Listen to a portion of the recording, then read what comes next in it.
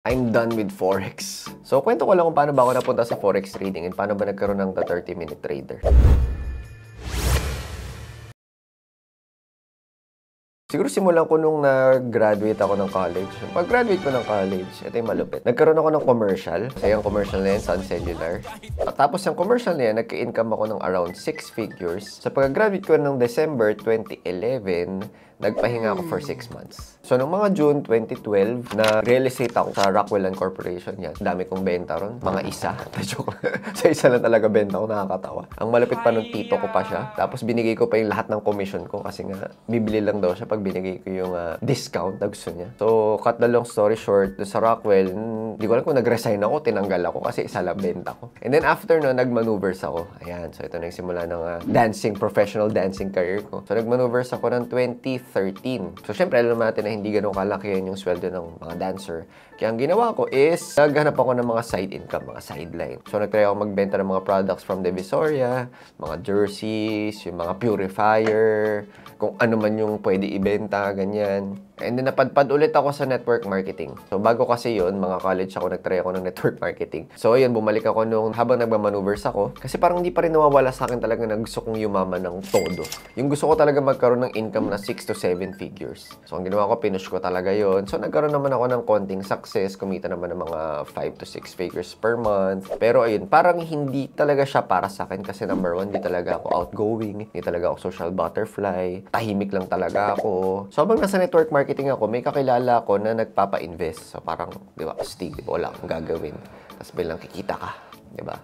So, ang nangyari, syempre, nag-invest ako, and then ang malapit, nagpa-invest din ako sa mga kaibigan ko. Nagtuloy-tuloy yun, and then, nung nakita ko yung Forex trading, kasi yung kaibigan ko malaking kinikita sa Forex trading, sabi ko, itatry ko. Pero hindi pa talaga Forex trading, kumbaga, investment lang din ng Forex trading. So, ano nangyari? Nagkabaon-baon ako sa utang. Ayun! Sabi ko, ako na lang magte-trade ng pera ko. Nag-trade ako, diba, nagkaroon ng results, and then nagsimula na yung The 30-Minute Trader. So, paano nagsimula yung The 30-Minute Trader? So, kasi nung pandemic, wala talagang mga businesses, walang mga work. So, ang pinaka-ginagawa ko lang noon is nag-trade ng Forex. Sabi ko, why not ituro ko yung Forex trading sa mga tao? Nag-post lang ako sino ba gusto matuto ng Forex trading. And then, nagsimula sa 5, naging 10, naging 20, until naging 100, 200 talaga siya. Sobrang daming gustong matuto. Siyempre, sa bahay ka lang, titrade ka lang sa bahay, hindi mo kailangan mag-invite, di ba? Hindi mo kailangan magbenta or what. So, napakaganda ng concept. Kaya rin nagkaroon ng The 30-Minute Trader kasi nga, hindi nakinaya ng powers ko na magturo ng libre.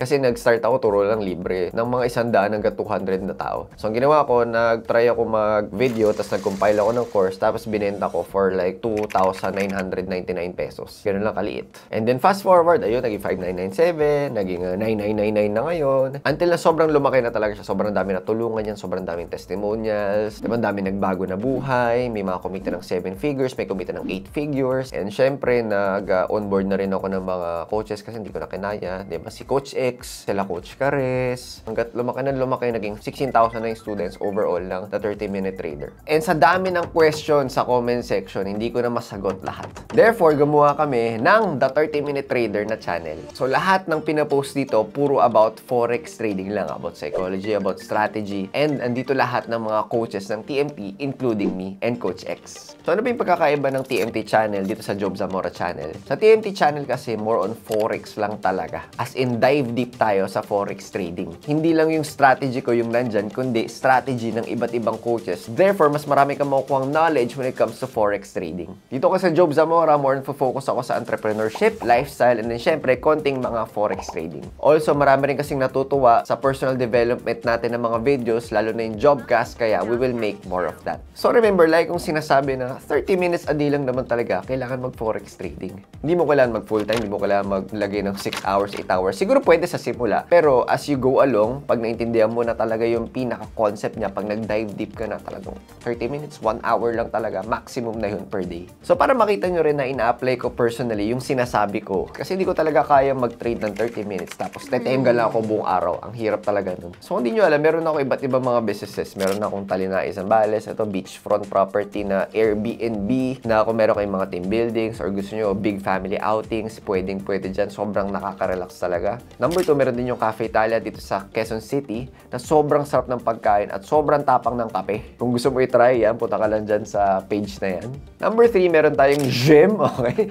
Yung Pro Athletes Performance Center. So dito, pwede ka mag-rehab ng mga injuries mo, or kung gusto mo maging fit, gusto mo maging active, gusto mo mag-lose ng weight, or gusto mong gumanda yung katawan mo, di ba? Ayan, Pro Athletes Performance Center. Sa Quezon City lang din yan. Ito naman, para sa lahat ng may kotse, pangalan ito, Aura Home Car Care. Bakit ko ba ito sinimulan? Kasi number 1, sobrang nabobore ako pag nagpapa-car wash ako. Kasi wala akong magawa dun sa pinagka-car washan ko. Number 2, nagtry ako ng home car wash. Kaya lang problema, hirap makontak, hindi consistent, minsan hindi sisipot, hindi pulido. So naisip ko na gumawa na lang ako sarili para at least naman yung mga problema or yung mga challenges, yung mga struggle ng mga busy entrepreneurs, ayan, sa bahay na lang magpapa-car wash. And sobrang pulido pa. And syempre, in the 30-minute trader, marami rin tayong ginagawa dyan. Syempre, titrain din natin yung mga coaches. Sobrang ginagaling na natin sa fulfillment. And then, syempre, yung mga videos na to and videos ng TMT, it takes time to create. And yung pinaka-goal ko rin kasi is magkaroon ng sobrang taas na success rate sa the 30-minute trader. Sobrang sarap i-improve lagi ng product, yung always nag-grow talaga yung mga students, and always nag-grow yung mismong program. Ang malapit dyan, kung umabot ka